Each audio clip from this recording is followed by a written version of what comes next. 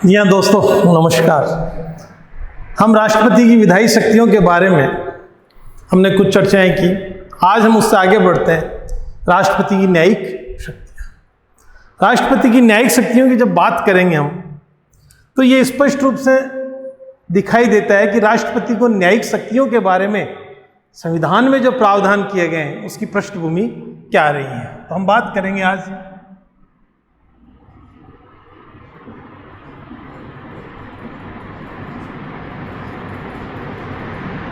राष्ट्रपति की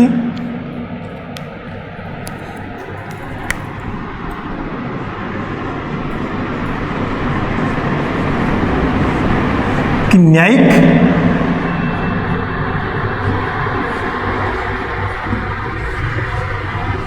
हम अक्सर ये बात कर लेते हैं कि राष्ट्रपति को क्षमादान का अधिकार है, उसे प्रविलंबन का अधिकार है ना, मृत्युदंड को ये कहते हैं। एक थोड़ा सा इसको संहिताबद्ध तरीके से हम देखें तो राष्ट्रपति की जो न्यायिक शक्तियां हैं ये स्पष्ट रूप से आपको दिखाई देंगी कि 1935 का जो अधिनियम है, भारत शासन अधिनियम,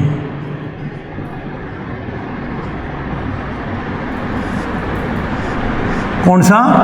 1935। और उसकी जो धारा,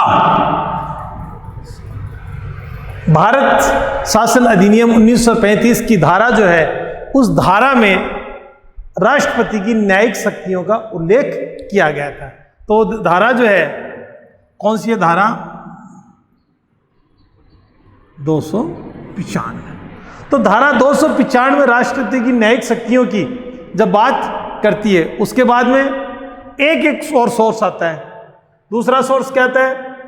यहां से देखिए आप, आयरलैंड का संविधान, आयरलैंड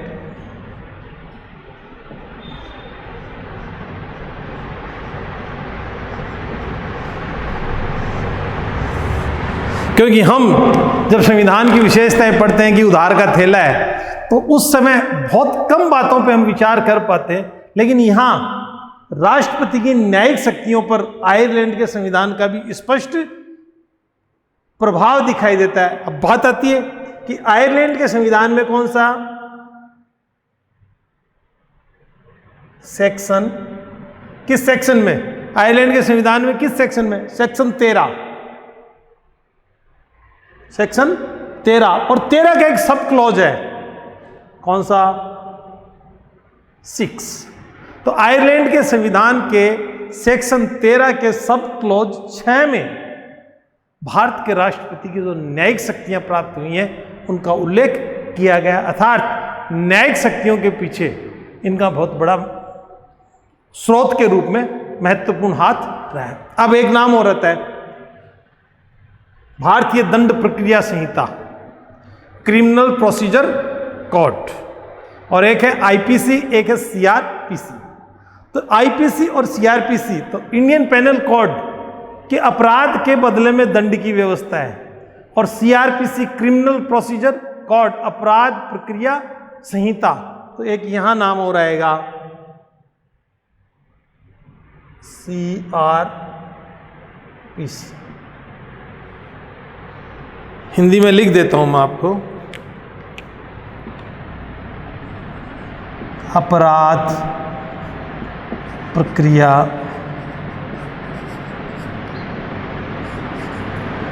संहिता। और अपराध की प्रक्रिया की जो संहिता है, जो कोडिफिकेशन है, कोड है, उस कोड में भी स्पष्ट कहा है कि राष्ट्रपति को न्यायिक शक्तियां होंगी। और यह कब की है? 1898 की। और वर्तमान समय में भारत के संविधान का अनुच्छेद 72, कौन सा? आर्टिकल अनुच्छेद 72 ये प्रावधान करता है कि राष्ट्रपति को कुछ न्यायिक शक्तियां प्राप्त होंगी। किस संदर्भ में प्राप्त होंगी? तो न्यायिक शक्तियां कि न्याय, सर्वोच्च न्यायालय ने कोई न्याय दे दिया है, पहली बात। और सर्वोच्च न्यायालय न्यायपालिका से संबंधित कुछ ऐसे प्रावधान हैं जिस पर राष्ट्रपति हस्तक्षेप कर सकते हैं। देखिए, उनमें अनुच्छेद 72 कहते हैं क्षमादान का अधिकार है। किसका? क्षमादान।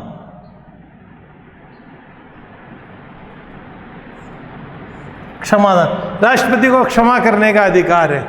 तो उसमें कुछ चीजें हैं। पहली, क्षमा। दूसरी का हम नाम करेंगे प्रविलंबन। प्रविलंबन, प्रविलंबन। और उसके बाद हम बात करेंगे परिहार। परिहार। चौथी आ जाएगी विराम। तो यहां देखो, क्षमा, प्रविलंबन, परिहार, विराम और लघुकरण। पांचवी क्या है? लघुकरण। और छठा क्या है? निलंबन। ये किसी भी सजा, जो मृत्युदंड जिस व्यक्ति को प्राप्त है, उस व्यक्ति की जो सजाएं हैं, उन सजाओं पर राष्ट्रपति को इस प्रकार से 6 प्रकार की डिक्री या 6 प्रकार के निर्णयों में हस्तक्षेप करने का अधिकार प्राप्त है। अब देखिए, क्षमा का मतलब क्या होता है? क्षमा से आशय ये है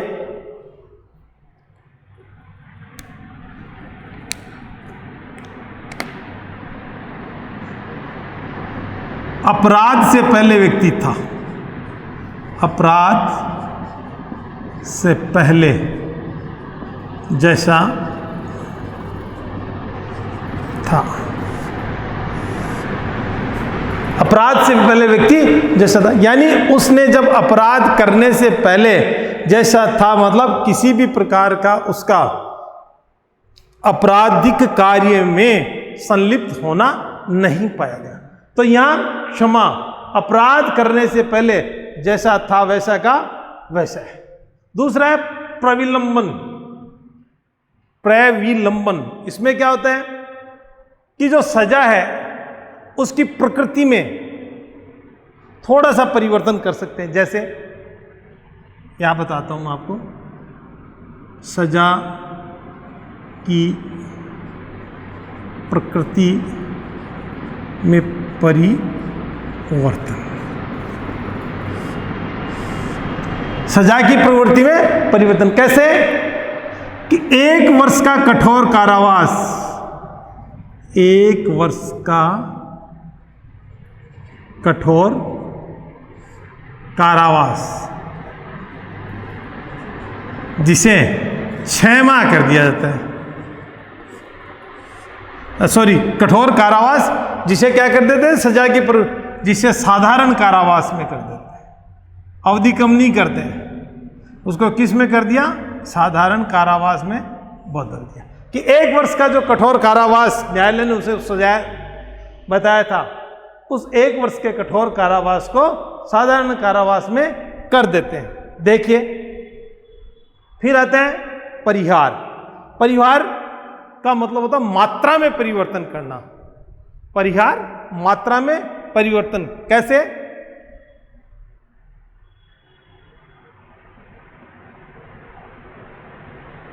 एक वर्ष के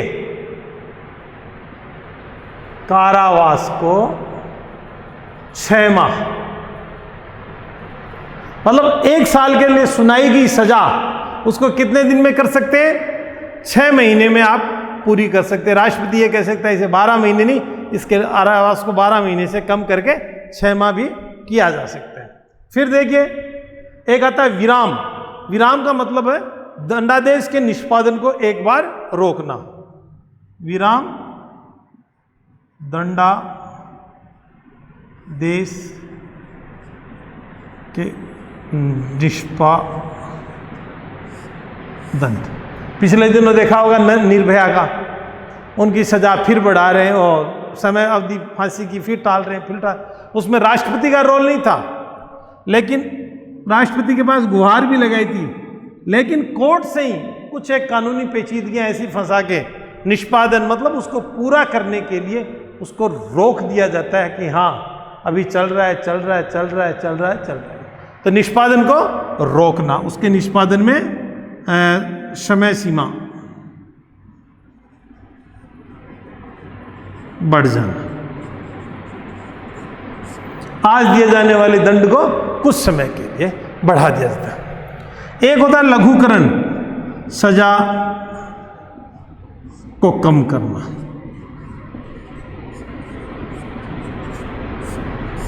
एक होता है सजा का निलंबन,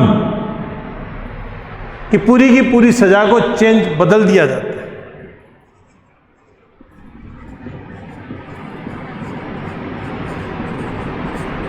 है। और 15 अगस्त 26 जनवरी आदि मौकों पे, राष्ट्रीय पर्वों पे जो छोड़ते हैं उनमें उसे शामिल कर लिया जाता है। इस प्रकार से क्षमा, परिविलंबन, परिहार, विराम, लघुकरण और निलंबन की बात करते हैं। ये राष्ट्रपति को कुछ अधिकार प्राप्त है जो सजा को कम करने का प्रावधान करते हैं। अब इसके बाद देखिए आप, इसके बाद जब हम आगे बढ़ते हैं तो ये जो प्रावधान है 72, इससे कुछ चीजें निकल के आती हैं। क्या कि राष्ट्रपति के समक्ष अगर किसी व्यक्ति की सजा को कम कराना है तो वो किसके थ्रू जाएगा, या सीधा चला जाएगा या अपने आप चला जाएगा, उसका क्या प्रोसीजर रहेगा, उसकी प्रोसीजर क्या रहेगी? क्या व्यक्ति स्वयं मौखिक रूप से वहां उपस्थित हो जाएगा? नहीं। ऐसी परिस्थिति में जो बातें निकल के आती हैं, वो एक वाद हुआ था केसर सिंह बनाम भारत संघ। वाद का क्या नाम था?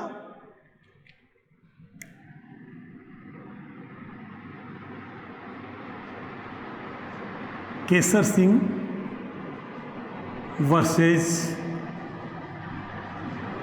भारत संघ।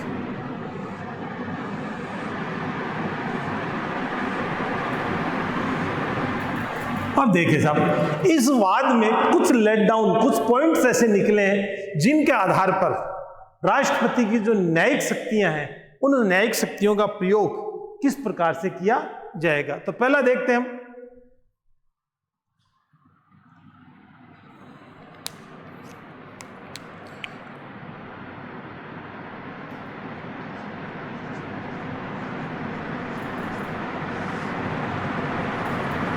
के समक्ष मौखिक उपस्थित नहीं है।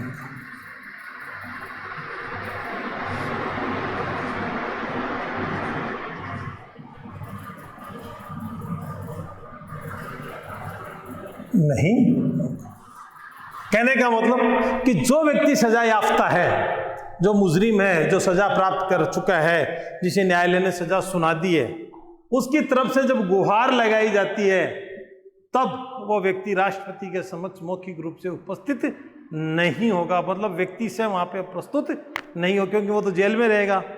तो उसके जो उसके परिवादी, उसके जो रिलेटिव्स हैं, उनके द्वारा उसको लगाया जाए। एक दूसरी चीज ये है कि न्यायालय इंटरफेयर नहीं करेगा, न्यायालय हस्तक्षेप नहीं, जितनी राष्ट्रपति की शक्ति है और राष्ट्रपति क्षमादान प्रदान करता है, उस कार्य में न्यायालय कतई भी हस्तक्षेप नहीं करेगा। ये कहते हुए कि साहब आप गलत कर रहे हो। तीसरी चीज जो बात कहती है वो क्या कहती है कि केंद्रीय सरकार, क्या चीज, केंद्रीय सरकार द्वारा निर्णय लिया जाता है।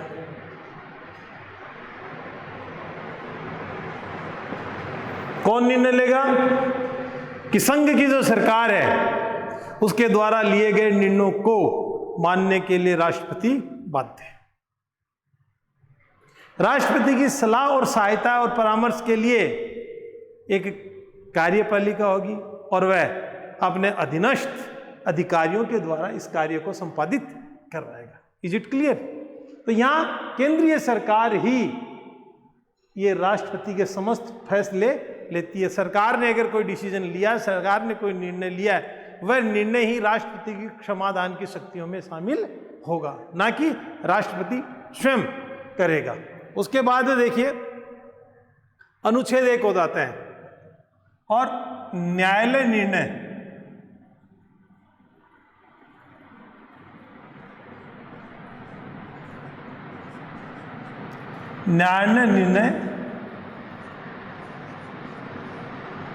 से भिन्न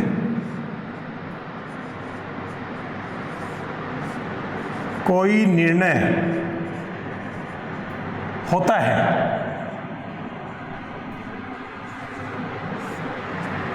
न्यायालय निर्णय से कोई भिन्न मत होता है तो उस स्थिति में भी राष्ट्रपति को अधिकार प्राप्त है। तो यहां हम कह सकते हैं कि राष्ट्रपति जो है वो स्वयं अपनी मंत्रिपरिषद की सहायता से इस प्रकार के ये निर्णय ले सकते हैं। अब देखिए एक और आता है भारतीय संविधान का अनुच्छेद 143। भारतीय संविधान का अनुच्छेद 143 जिसको बोलते हैं परामर्शदात्री क्षेत्राधिकार। किसका? कि राष्ट्रपति को ऐसा लगे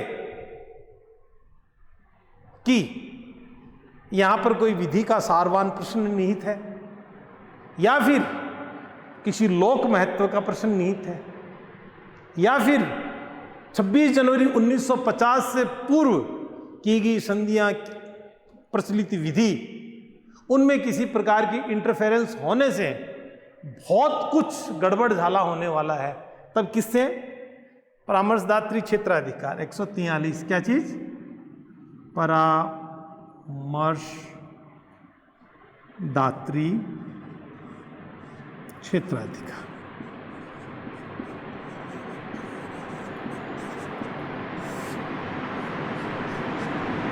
किससे? सर्वोच्च न्यायालय से।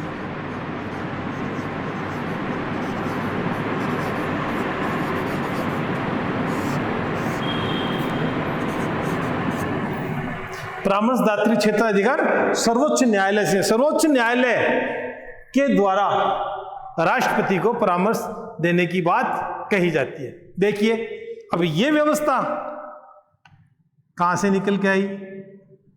1935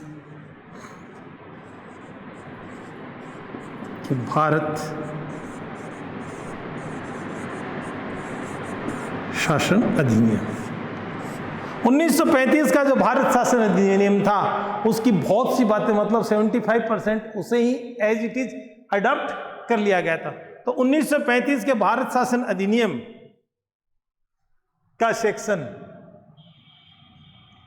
213 क्या व्यवस्था करता है कि सुप्रीम कोर्ट का चीफ जस्टिस सेक्शन 213 में वाइसराय को परामर्श दे सकते हैं।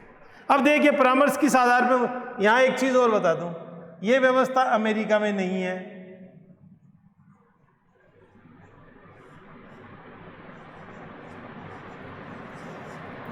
ऑस्ट्रेलिया में नहीं है,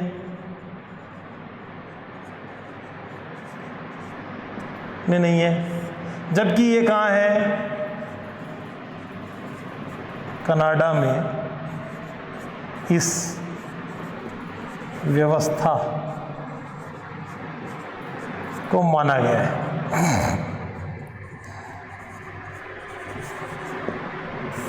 कनाडा में इस व्यवस्था को माना गया है। अब यहां एक बात आती है कि राष्ट्रपति सर्वोच्च न्यायालय से किन विषयों पर राय मांगेगा, तो वो विषय जो है वो मैं आपके साथ साझा करता हूं। मैंने पहले बताया आपको विधि का कोई सारवान प्रश्न निहित हो।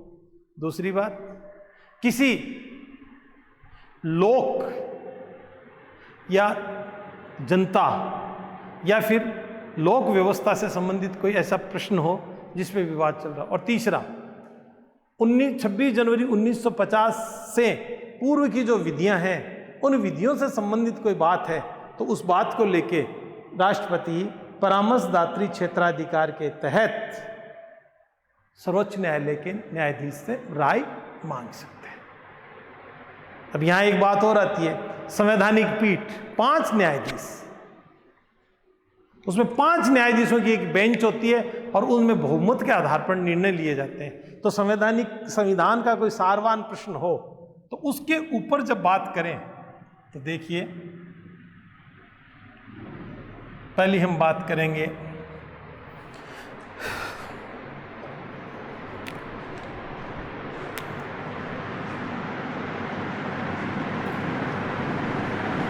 विधि का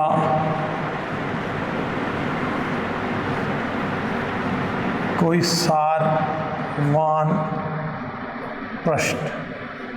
विधि का कोई सारवान प्रश्न, ऐसा कोई प्रश्न जो विधि को उलट सकता है। दूसरा, लोक हित कोई विषय,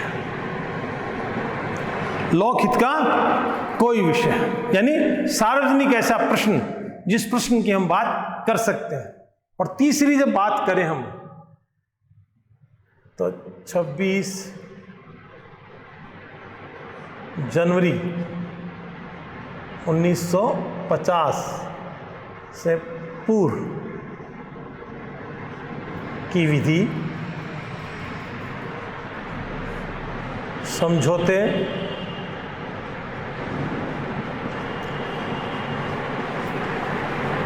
और संधि।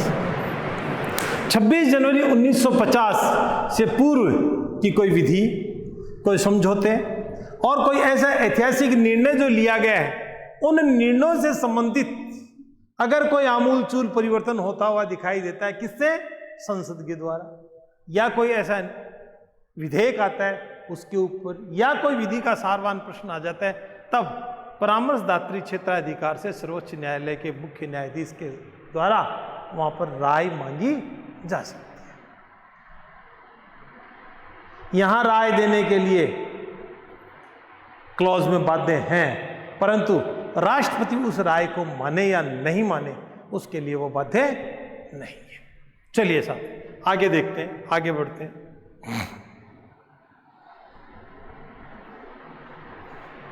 अब आता है बात कि सेना संबंधी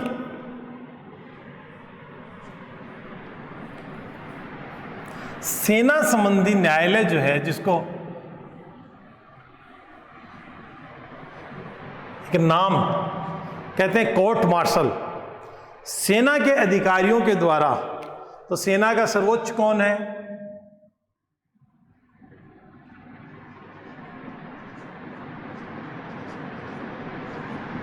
राष्ट्रपति। और आदेश द्वारा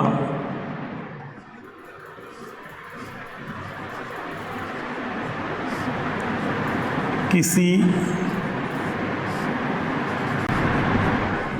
अधिकारी को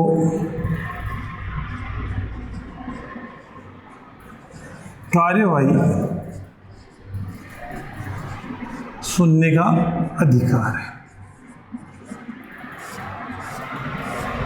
तो राष्ट्रपति की सेना का जो न्यायालय होता है, सैनिक न्यायालय होते हैं, उनमें सेना से संबंधित जितनी भी कार्यवाही हैं उनको प्रारंभ की जाती है। और कहां तक? जहां तक इनको अधिकार प्राप्त है। स्वयं राष्ट्रपति सर्वोच्च सेनापति होता। तो यहां आदेश के द्वारा या विधि द्वारा सेना कोर्ट में अधिकारी को नियुक्त किया जाता है। और राष्ट्रपति वहां तक कार्य करेगा, राष्ट्रपति कहां तक कार्य करेगा? जहां तक उसकी कार्यपालिका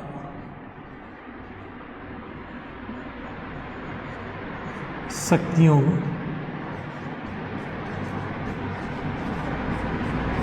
के विस्तार तक। राष्ट्रपति की जहां तक कार्यपालिका शक्तियां हैं या कार्यपालिका की शक्तियों का विस्तार है, वहां तक कार्य करेंगे, एक न्यायालय के रूप में, एक न्यायाधीश के रूप में उसके परिवर्तित कर सकते हैं। देखिए, दूसरी चीज हम बात करेंगे, संघ की कार्यपालिका की जहां तक शक्तियां हैं और सेना विधि द्वारा अपने किसी अधिकारी को नियुक्त कर सकती है। एक चीज आती है कि आर्टिकल 161 किससे संबंधित है? राज्यपाल से।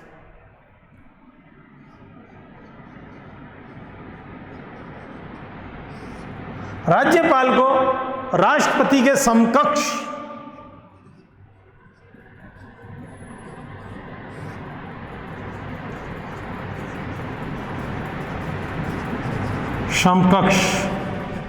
माना गया है,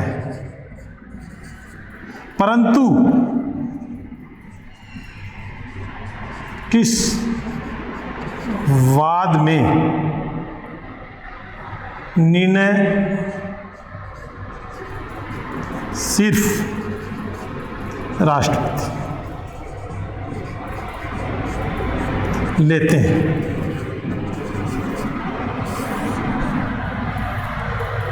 अगर मृत्यु दंडादेश है, उसका परिहार कर सकता है, निलंबन कर सकता है, विराम कर सकता है, ऐसी कुछ बातें राज्यपाल कर सकता है, परंतु मृत्युदंड को माफ या फिर जिसको कहते हैं अपन लोग क्षमा,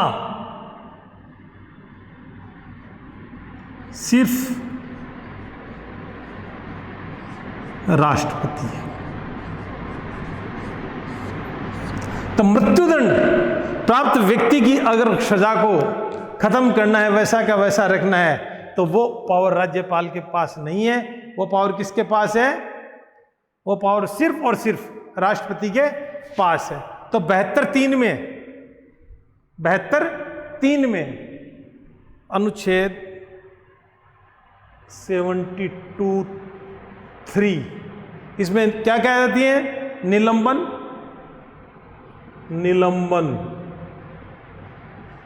परिहार और क्षमा, लघुकरण और लघुकरण। मृत्युदंड को आजीवन कारावास में बदल सकते हैं, फांसी को आजीवन कारावास में बदल सकते हैं। मृत्युदंड व्यक्ति प्राप्त है, उसकी छोड़ भी सकते हैं, उसकी शारीरिक दृष्टि या शारीरिक स्थिति अच्छी नहीं होने के। तो ये कार्यपालिका यानी भारत की सरकार जो निर्णय लेगी, उन निर्णयों के आधार पर राष्ट्रपति अपनी न्यायिक शक्तियों का प्रयोग करते हुए आगे बढ़ते जाएंगे। तो इस प्रकार कहते हैं कि विधि का कोई भी सारवान प्रश्न अगर निहित है, तो ऐसी स्थिति में राष्ट्रपति सुप्रीम कोर्ट से अनुच्छेद 143 में परामर्श मांगने का अधिकार रखते हैं। विधि के सारवान प्रश्न के साथ लोकहित का कोई विषय हो, उस पर भी सर्वोच्च न्यायालय से राष्ट्रपति परामर्श मांग सकता है। एक संवैधानिक पीठ की बात करेंगे हम, तो संवैधानिक पीठ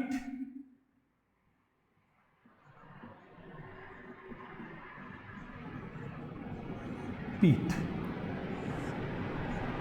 5 न्यायाधीशों की बेंच होती है। इसमें 5 न्यायाधीश बैठकर किसी विषय के ऊपर अपना निर्णय सुनाते हैं, और वो निर्णय किस आधार पर होता है? बहुमत के आधार पर निर्णय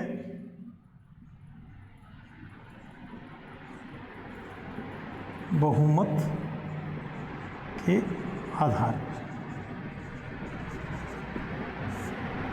तो इस प्रकार हम लोगों ने राष्ट्रपति की न्यायिक शक्तियों के बारे में कुछ आपके साथ सूचनाएं साझा की हैं। अब देखिए, अब राष्ट्रपति की इन शक्तियों के बाद अगली जो शक्ति आती है, वो शक्ति है उसकी सैनिक शक्ति। कौन सी शक्तियां हैं? सैनिक शक्ति। और सैनिक शक्ति के साथ राष्ट्रपति की कूटनीतिक शक्तियां, मतलब दूसरे राष्ट्रों के साथ भी वो किस प्रकार से व्यवहार करते हैं। भारत गणराज्य का राष्ट्राध्यक्ष होने के कारण उनके नाम से समस्त कार्य संपन्न किए जाते हैं। और राष्ट्रपति की जो सैनिक, और उसके बाद में आती हैं आपातकालीन शक्तियां। तो हम यहां बात करेंगे राष्ट्रपति की सैनिक शक्ति की।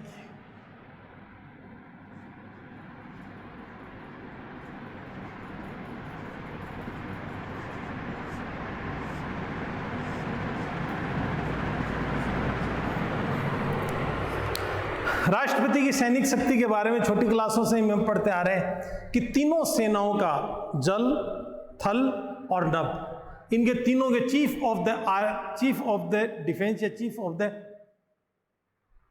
फोर्सेस कि भारत की जो तीनों सेनाएं, उनके जो सुप्रीम कमांडर होंगे वो कौन होंगे? भारत के राष्ट्रपति होंगे। देखिए यहाँ एक चीज आती है कि सीडीएस और एनडीए से जितने भी कैंडिडेट्स का सिलेक्शन होकर भारतीय सेना में वो उच्च पद के लिए योग्य होते हैं तो उन्हें बोलते हैं कमीशन्ड ऑफिसर, और कहते हैं कि कमीशन्ड ऑफिसर्स का जो अपॉइंटमेंट होता है उस अपॉइंटमेंट पे भारत के राष्ट्रपति के हस्ताक्षर होते हैं, ऐसा माना जाता है, क्योंकि वो तीनों सेनाओं के मुख्य सेनापति हैं। तो पहला यहां अनुच्छेद 52 का सब क्लॉज 2 ये कहते हैं कि तीनों सेनाओं का समादेश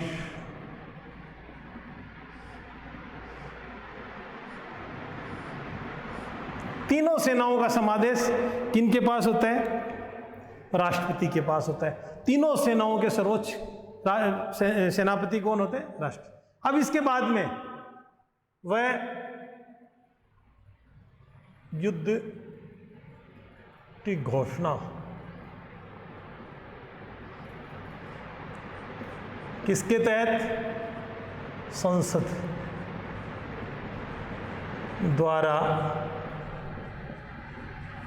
पारित विधियों, संसद द्वारा पारित विधियों के द्वारा। एक फिर आ जाती है क्या बात? सेनाध्यक्ष।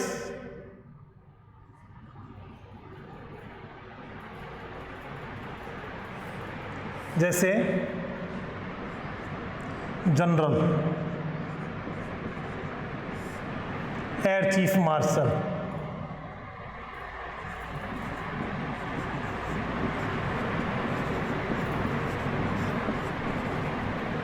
एडमिरल,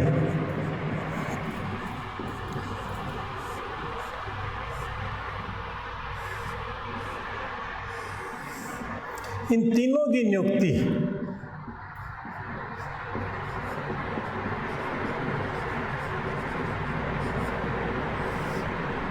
कौन करता है?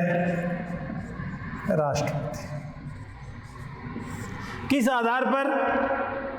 संसद द्वारा बनाई गई कुछ सैनिक विधियां हैं, उन विधियों के आधार पर इन तीनों को chief of the army staff general, air chief martial वायुसेना और एडमिरल नौसेना के जो सेनापति होते हैं उनकी नियुक्ति राष्ट्रपति के द्वारा की जाती है। एक शब्द और आता है जिसका नाम है फील्ड मार्शल। फील्ड मार्शल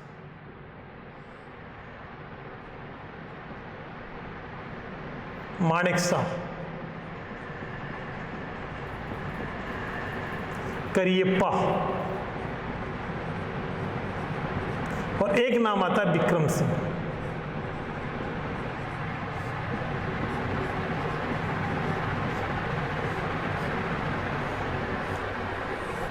बहुत बड़ा ओहदा होता है। फील्ड का मतलब होता है मैदान, और जब मैदान में दुश्मन के दांत खट्टे करने और दुश्मन को लोहे के चने चबाने वाले उन जांबाज जनरल, एयर चीफ मार्शल और एडमिरल्स जिन्होंने दुश्मन के दांत खट्टे कर दिए, ऐसे व्यक्तियों के लिए एक उपाधि है जिसका नाम है फील्ड मार्शल, जो दुश्मन के किसी भी सूरत हाल में दुश्मन उनके नाम से कांपते हो रहते हो। इनकी नियुक्ति भी कौन करता है? राष्ट्रपति। तो तीनों सेनाओं का सर्वोच्च सेनापति। युद्ध की घोषणा किसके द्वारा की जाती है? राष्ट्रपति के द्वारा। शांति समझौते भी किसके नाम पे होते हैं? राष्ट्रपति के नाम पे ही किए जाते हैं। और इनकी नियुक्ति भी किसके द्वारा की जाती है? राष्ट्रपति के द्वारा की जाती है। तो इस प्रकार राष्ट्रपति की शक्तियों का जब क्षेत्र बढ़ता है तब आगे हम चलते हैं। राष्ट्रपति की वैदेशिक शक्तियां, राष्ट्रपति की कूटनीतिक शक्तियां। राष्ट्रपति की वैदेशिक या जिसको कहते हैं परराष्ट्र, दूसरे राष्ट्रों के साथ क्या शक्तियां राष्ट्रपति को क्या उसमें दिया जाता? देखिए,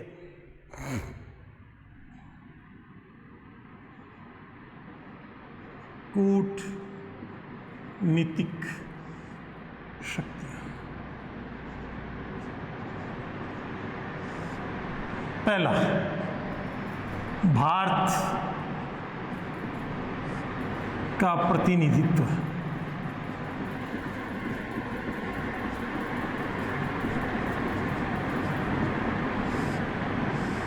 अर्थात राजदूत या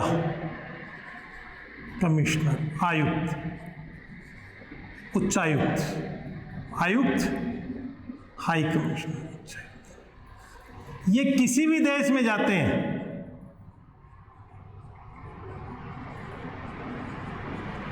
किसी भी देश में जाते हैं, राष्ट्रपति का पारपत्र ले जाते हैं।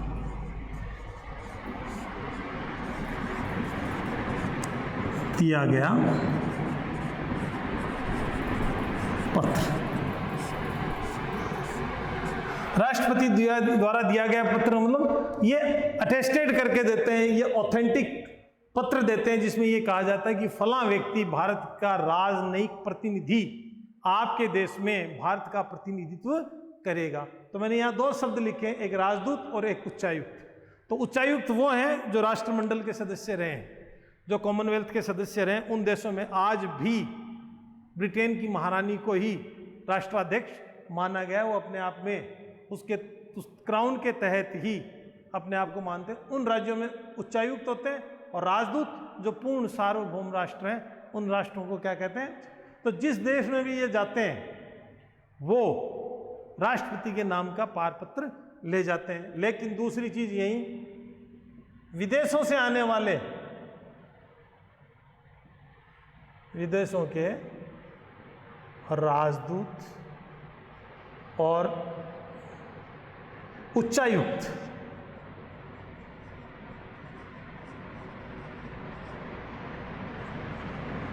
जो भारत गणराज्य में आते हैं,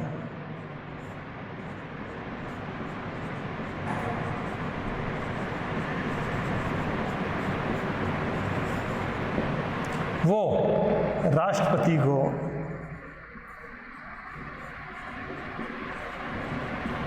पत्र देते हैं। कौन सा? कि उस देश का जो राष्ट्राध्यक्ष है उसके द्वारा उन्हें आइडेंटिफाई करके जो दिया गया पत्र है वो भारत के राष्ट्रपति को संबोधित करते हुए प्रदान किया जाता है, तो वो इन्हें दिया जाता है। और तीसरी चीज कि संधि, समझौते और विभिन्न प्रकार की जितने भी निगोशिएशन, संधि,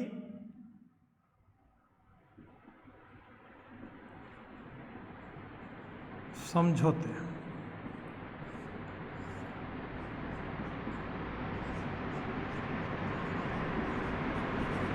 राष्ट्रपति के नाम से किए जाते हैं और उनकी मोहर लगती है। और मोहर पे क्या लिखा होता है?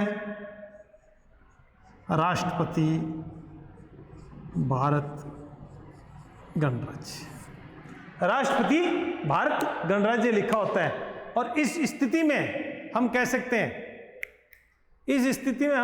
हैं कि संधि, विदेशों के साथ जो भी वैदेशिक संबंध है उनमें राष्ट्रपति की महत्वपूर्ण भूमिका होती है, क्योंकि उन्हीं के नाम से दूसरे राष्ट्र के राष्ट्राध्यक्ष को संबोधित करते हुए स्वयं भारत गणराज्य के जो राष्ट्राध्यक्ष हैं उनके नाम से समझौते किए जाते हैं, जिनमें भारत की संपूर्ण, सर्वोच्च और संप्रभु शक्ति निवास करती है, क्योंकि कार्यपालिका प्रमुख कौन है? भारत के राष्ट्रपति है।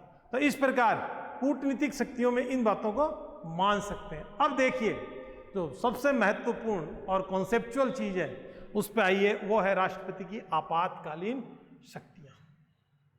राष्ट्रपति की आपातकालीन शक्तियां। आपने पहले पढ़ा होगा, फिर अपन इस बात पे थोड़ा सा मनन करते हैं कि राष्ट्रपति की आपातकालीन शक्तियां जो हैं उनकी व्युत्पत्ति से शुरू करते हुए हम आगे बढ़ाएंगे। तो देखिए,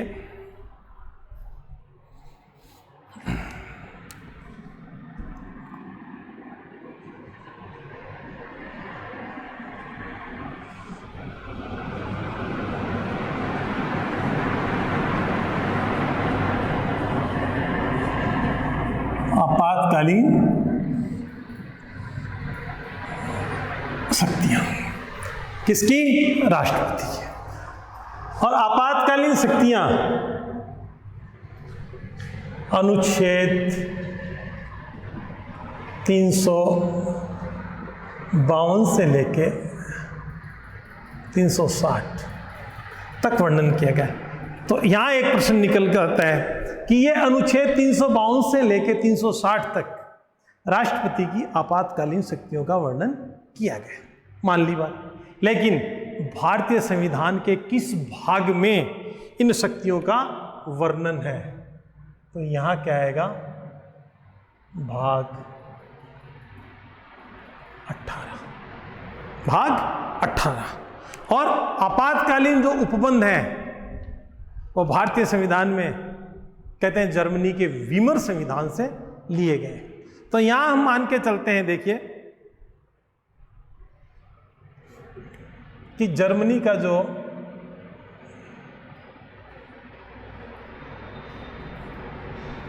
वीमर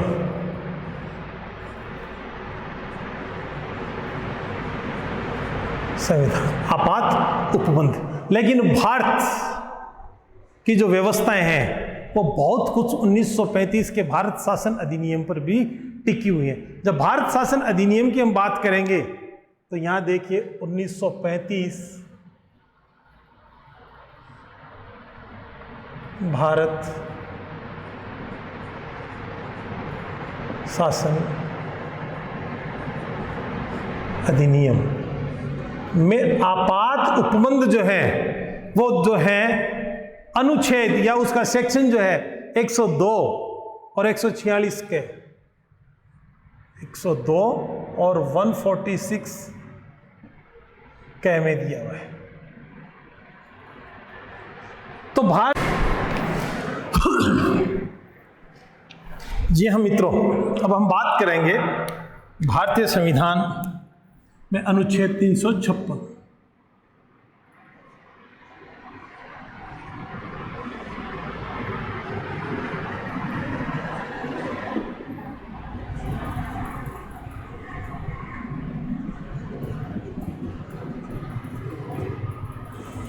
संवैधानिक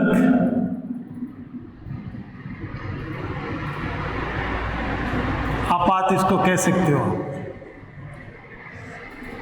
आपात तो हम नहीं कह सकते इसको, लेकिन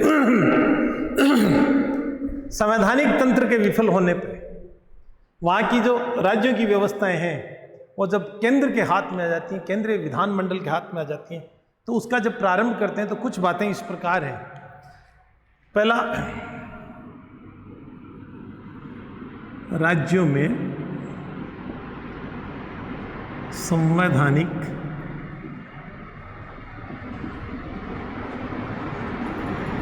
तंत्र के विफल होने पर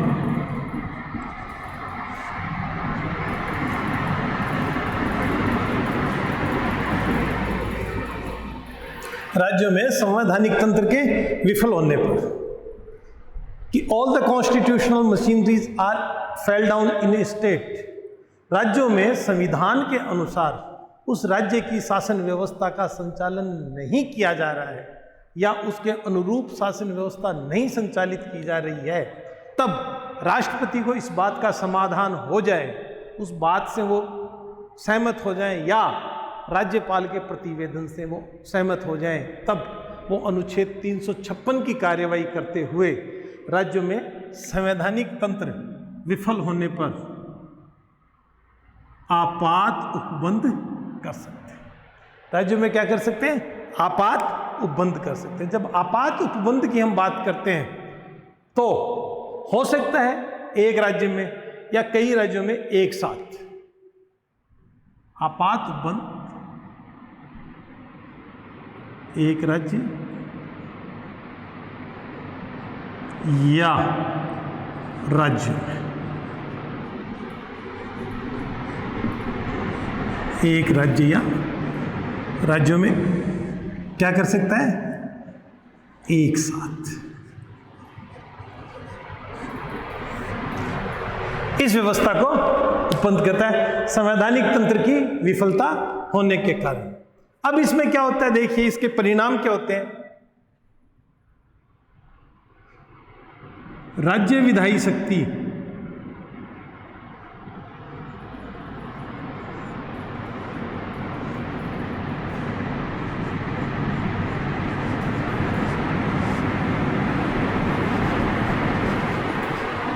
केंद्र को प्राप्त हो जाती है।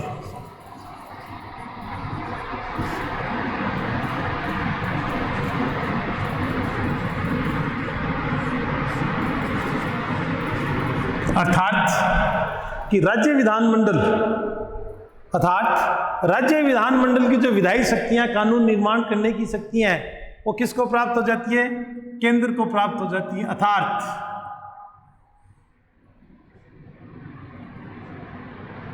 संसद के अधीन राज्य की विधानसभाएं हो जाती हैं। जब राज्य की विधानसभाएं संसद के अधीन हो जाती हैं तो ये मान के चलिए आप कि विधि निर्माण का कार्य संसद के पास नहीं होता है, संसद के पास चला जाता है। फिर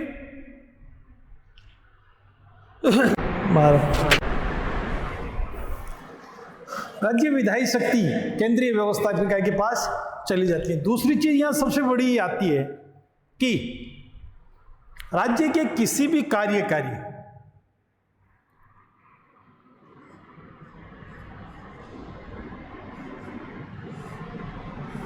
राज्य के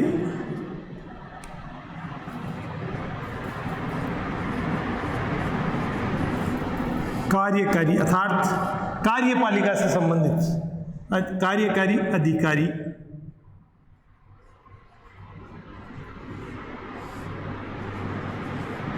की शक्ति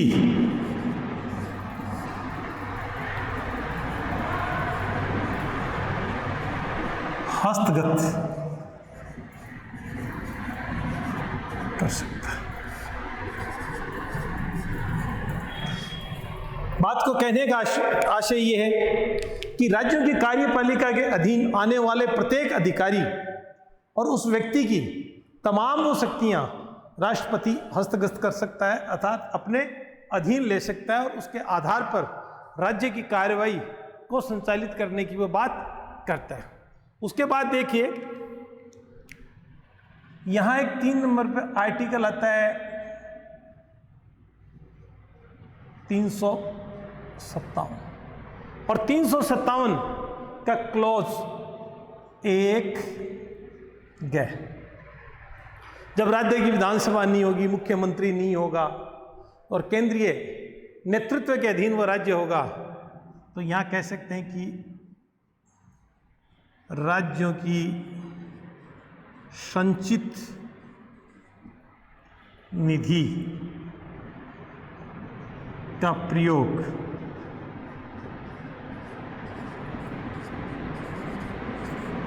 राष्ट्रपति, राज्यों की संचित निधि का प्रयोग, किसका प्रयोग, राज्य की जो संचित निधि है उस संचित निधि का प्रयोग राष्ट्रपति के द्वारा कब किया जाता है, संवैधानिक आपात की स्थिति में। अगला चौथा देखिए, उच्च न्यायालय को छोड़कर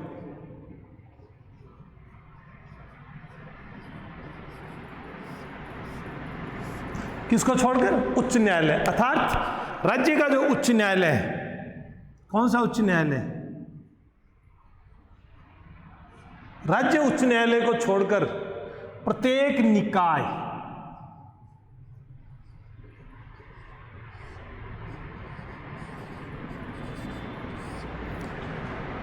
राष्ट्रपति के अधीन,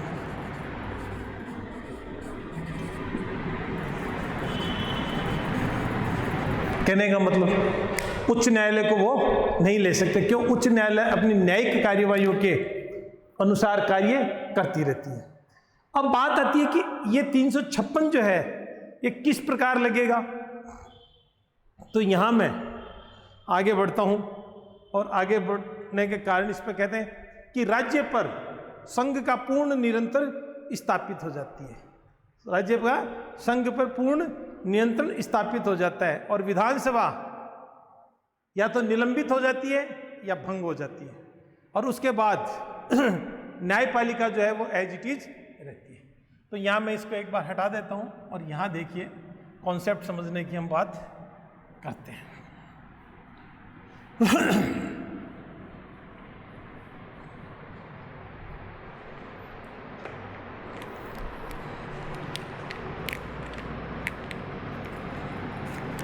पहला कारण क्या है?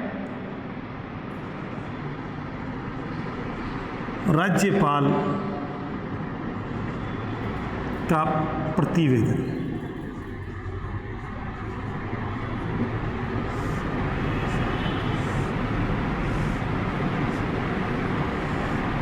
जिसको कहते हैं सौदेबाजी की राजनीति। अगर राज्यों में दूसरे विपक्ष की सरकार है, दूसरे दल की सरकार है, तो केंद्र उसके साथ किसी न प्रकार का समझौता करता है या उसको सहायता नहीं करता है। और राज्यों में सरकार बदलते ही राज्यपालों की नियुक्ति की जाती है। क्यों? ये किसके एजेंट मात्र हैं? केंद्र सरकार के। तो पहली बात कि राज्यपाल की जो रिपोर्ट होती है, प्रतिवेदन होता है, राज्यपाल की जो रिपोर्ट होती है उससे। और दूसरी चीज, राष्ट्रपति को किसी भी सोर्स से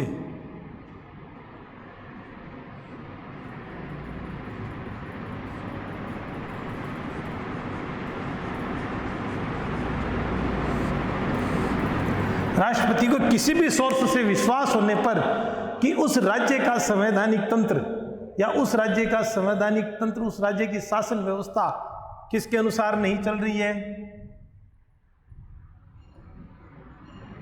संविधान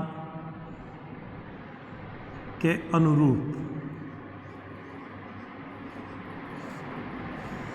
अब संविधान के अनुरूप नहीं चल रही है, उसका क्या कारण होता है?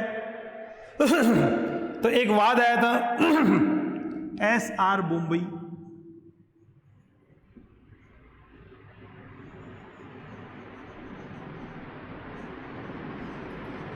Bombay versus union of India,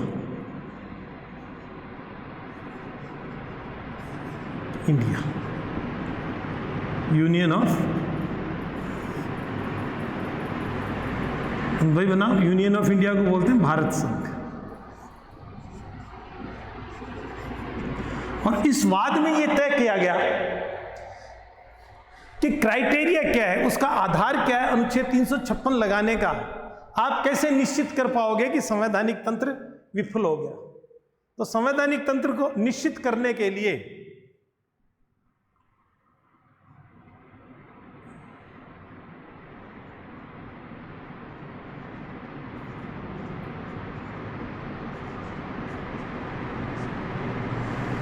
संवैधानिक तंत्र को जांचने के लिए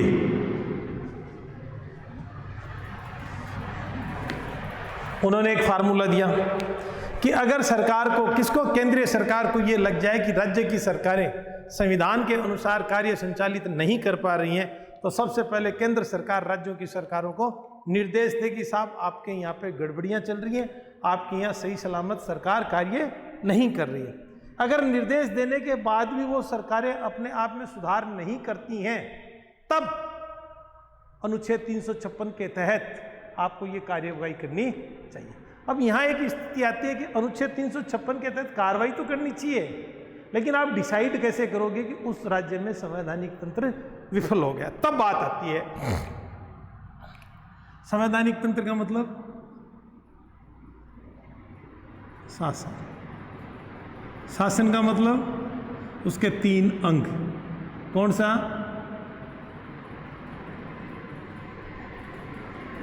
कार्यपालिका, व्यवस्थापिका,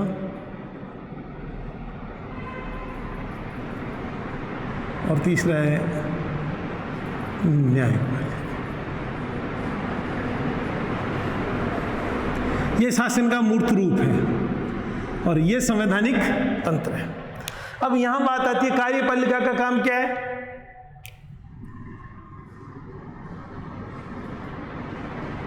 कानून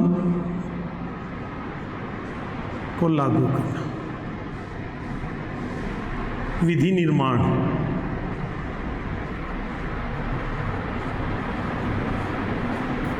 और इसका काम है व्याख्या करना।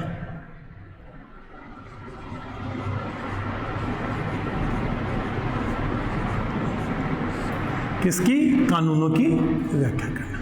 अब देखिए साहब, यहां पे एक गणित का सूत्र चलता है और एक सारणी बनती है।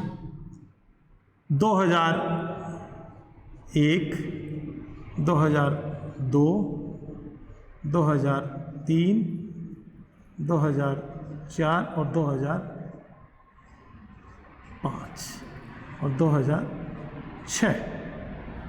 तो यहाँ कार्यपालिका, यहाँ व्यवस्थापिका और यहाँ न्यायपालिका। 2001 में अपराध कार्य पूरे साल में 200 हुए थे। समझने की कोशिश करना, एक ग्राफ बन रहा है, सारणी बन रही है। व्यवस्थापिका में प्रस्ताव और बैठके, ये भी शायद एक साल में करीब 80-85 हुई। न्यायालय में कितने वाद आए? यहाँ पे साहब 1000 वाद आए। ठीक हो गया। 2002 में अपराध आए यहाँ पे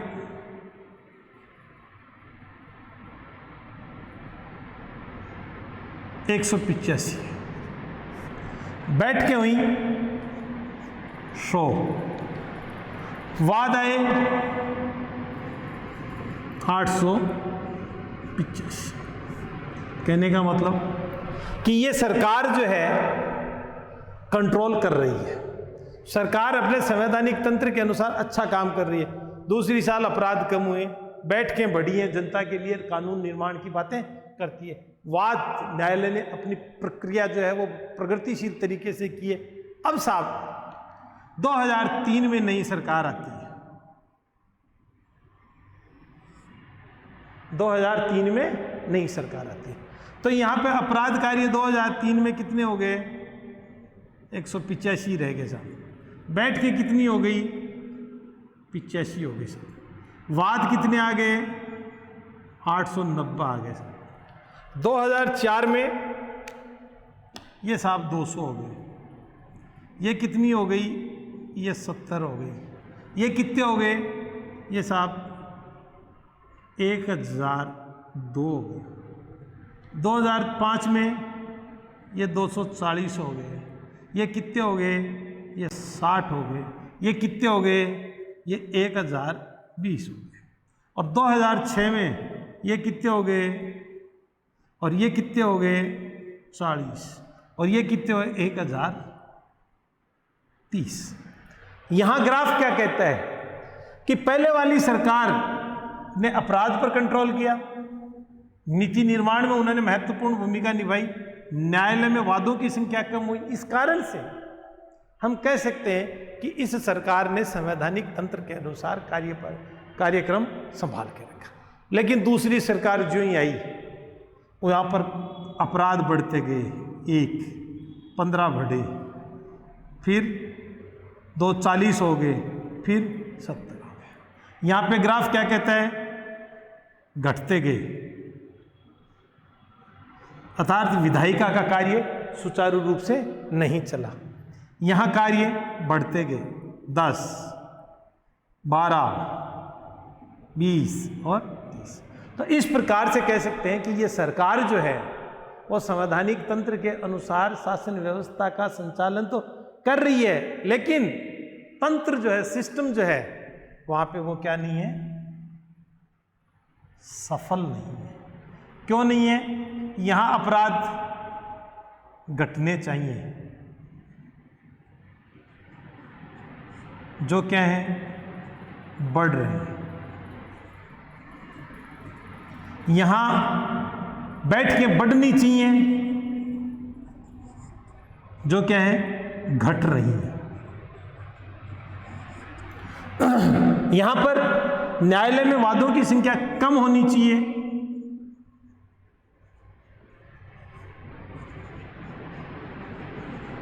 जो ज्यादा हो रही है। तो ये एक ऐसा सूत्र बनाया गया कि उस राज्य की विगत वर्षों के आंकड़े जो हैं उन्हें खंगाला जाए और उन आंकड़ों पर यह देखा जाए कि राज्य में वाकई संवैधानिक तंत्र के अनुसार शासन व्यवस्था संचालित हो रही है या नहीं हो रही। तब राज्यपाल का प्रतिवेदन या राष्ट्रपति को किन्हीं सूचनाओं से विश्वास हो जाए कि संविधान के अनुरूप कार्यक्रम नहीं चलाया जा रहा, तब 356 के तहत राष्ट्रपति उस राज्य में संवैधानिक आपात की घोषणा कर सकता है। और जो मैंने बताया, जो संवैधानिक आपात की घोषणा होती है, घोषणा के साथ क्या होगा, राज्य की व्यवस्थापिका जो है उसकी तमाम शक्तियां केंद्र के पास चली जाएंगी। उसको निलंबित भी किया जा सकता है, उसे भंग भी किया जा सकता है। राज्य के किसी भी कार्यपालक की शक्तियों को राष्ट्रपति हस्तगत कर सकता है। फिर राज्य की जो संचित निधि है, उस संचित निधि पर राष्ट्रपति उसमें से खर्च कर सकता है। और हाँ, इसमें एक होगा कि राज्य की न्याय व्यवस्था एज इट इज रहेगी, उस पर किसी प्रकार की कोई प्रभाव संवैधानिक आपात के दौरान नहीं पड़ेगा। चलिए आगे बढ़ते हैं।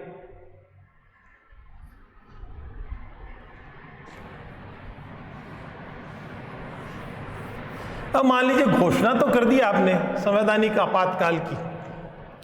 अब घोषणा करने के बाद इस घोषणा का संसद के द्वारा अनुमोदन कितने समय में होना चाहिए? प्रश्न ये आता है कि संसद के द्वारा राज्यों में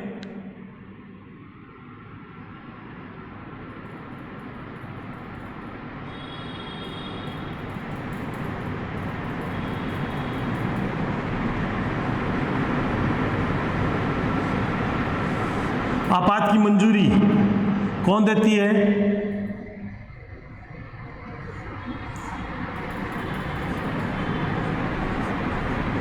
संसद। कितने समय में देनी चाहिए संसद को यह मंजूरी? संसद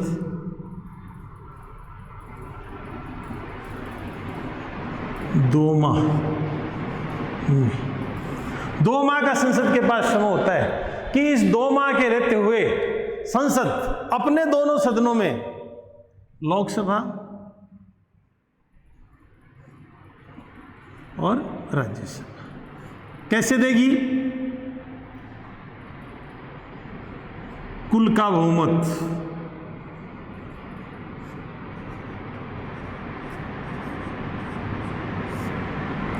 तथा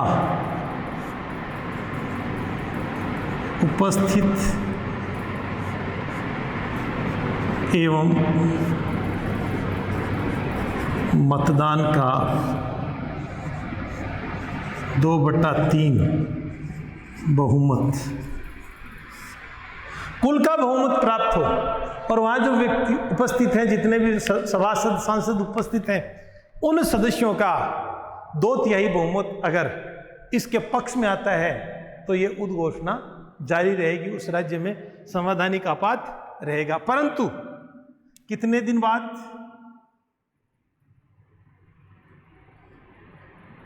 6 माह बाद। अब ये 6 माह तक रहेगी। 6 माह बाद पुनः स्वीकृति। 6 माह बाद आपको इस पर पुनः स्वीकृति प्राप्त करनी पड़ेगी। और 6 माह के साथ चलते चलते चलते चलते चलते आप 352 की तरह परमिशन मिलती जाएगी, लंबा नहीं चलेगा। इसकी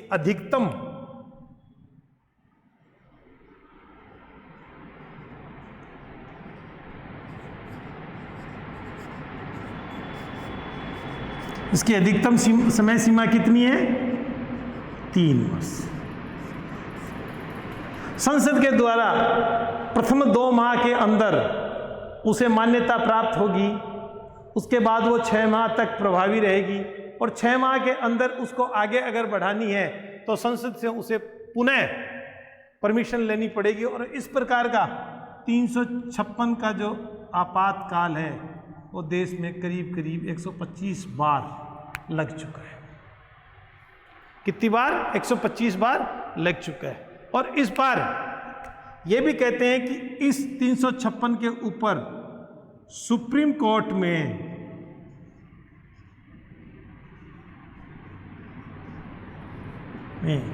आप न्यायिक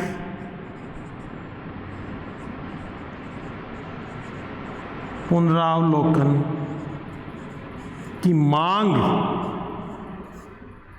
कर सकते हैं।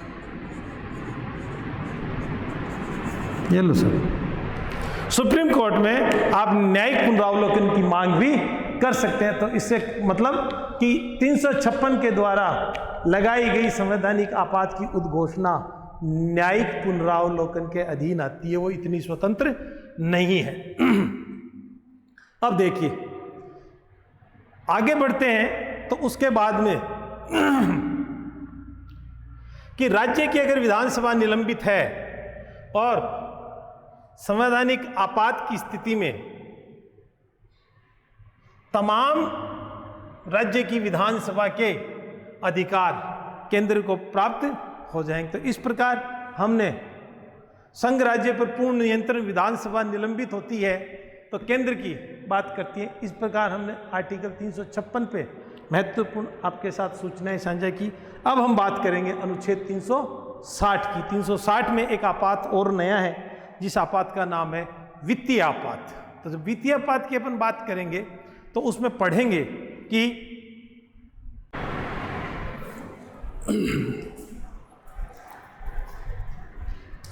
अनुच्छेद 360, हम अनुच्छेद 360 में बात करेंगे वित्तीय आपात की।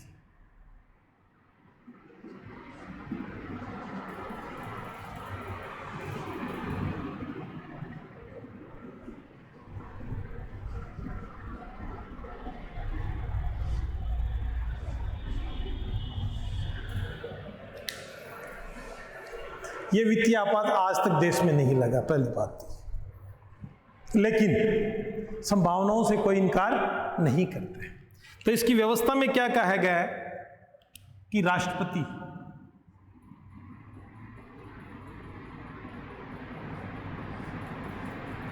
को यह विश्वास हो जाए, क्या? वित्तीय साख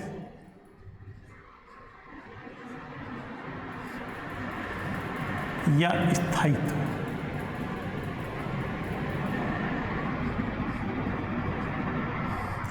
दोनों चीज संकट में हो तो पूरे राष्ट्र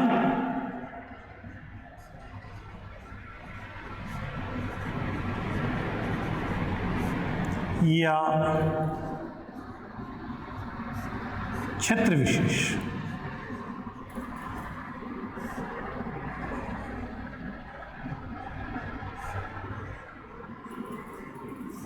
में आपातकाल की घोषणा कर सकता है। कौन से आपातकाल की घोषणा कर सकता है? वित्तीय आपातकाल की घोषणा कर सकता है। अब वित्तीय आपातकाल की घोषणा करने पर सबसे बड़ी चीज 6 माह में संसद द्वारा क्या होना चाहिए? अनुमोदन होना चाहिए। चलो सर, संसद द्वारा 6 माह में अनुमोदन होना चाहिए और फिर अगर वो 6 माह में दोबारा अनुमोदन कर सकती है तब फिर 6 माह में, तो ये अनिश्चित काल के लिए भी रह सकता है। इस पर किसी प्रकार का आपकी जोर जबरदस्ती नहीं चल सकती। अब देखिए इस अवधि में वित्तीय आपात लगने पर कि राष्ट्रपति क्या कर सकता है? राष्ट्रपति पहला काम ये कर सकता है, राज्यों की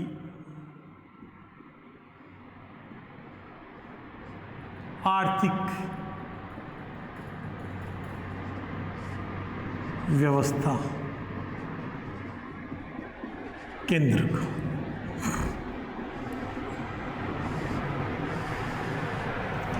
राज्य के जितने भी आर्थिक घटक हैं, जितने भी राज्य के आर्थिक विभाग हैं, उन सब विभागों को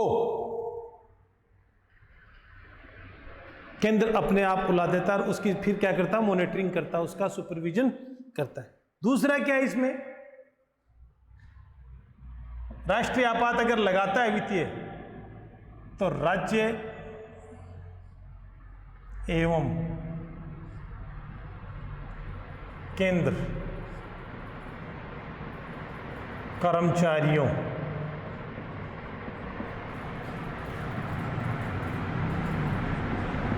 के वेतन में बहुत बड़ा काम कर सकता है। क्या काम कर सकता है?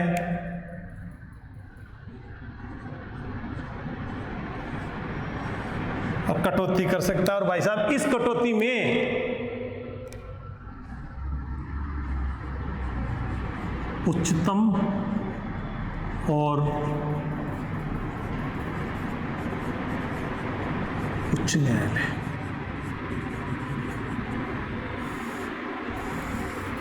दोनों के न्यायाधीश भी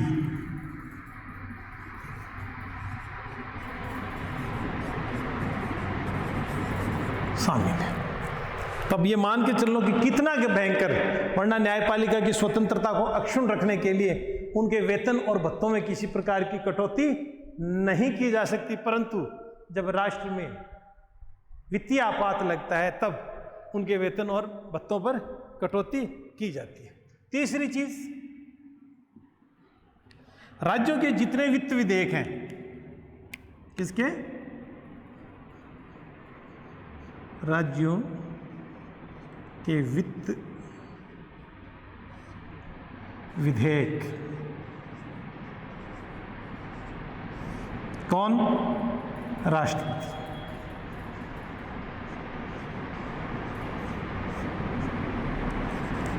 अंकेक्षण के लिए अपने पास मंगा सकता है।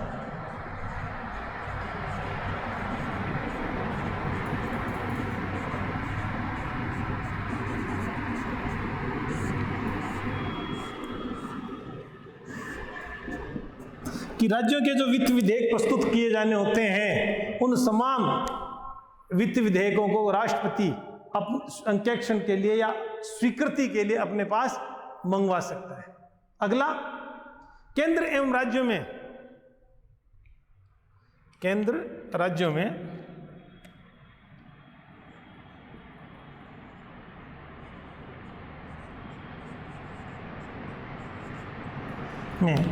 धन बंटवारे के लिए जो बने हुए पूर्व में नियम हैं, उन नियमों में बदलाव किया जा सकता है। या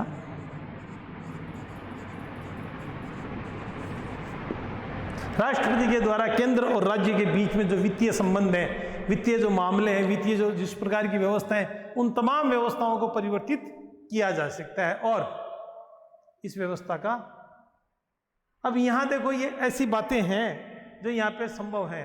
तो यहाँ हम बात कर रहे थे कि संसद 6 माह में इसका अनुमोदन करती है, तो ये आगे बढ़ा दी जाती है और उद्घोषणा समाप्त होती है। उद्घोषणा किसकी? समाप्ति की।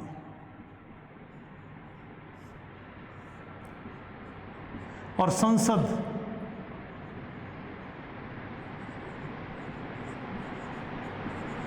अनुमोदन नहीं करती है, तो यह 360 का आपात स्वतः समाप्त हो जाता है।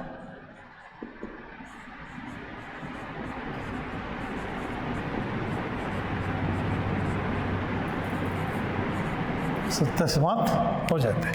तो इस प्रकार मित्रों, ये कुछ कॉन्सेप्चुअल हैं जिनको थोड़ा पढ़ना पड़ता है, थोड़ा मैथमेटिक्स हैं। आप लोगों के साथ ये सूचनाएं साझा की।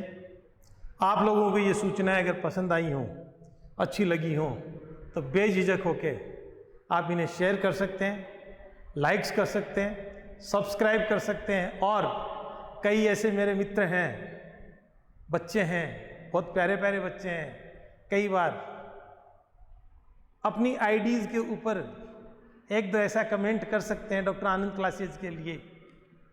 विडंबना की बात यह है कि जो शिक्षक पढ़ाते हैं, उन शिक्षकों पे जो कटाक्ष की जा रही हैं, वो कटाक्ष मैं तो नहीं समझता ये किसी की बौखलाहट हो सकती है। और इस प्रकार के कोई फ़र्क भी नहीं पड़ता मेरे को।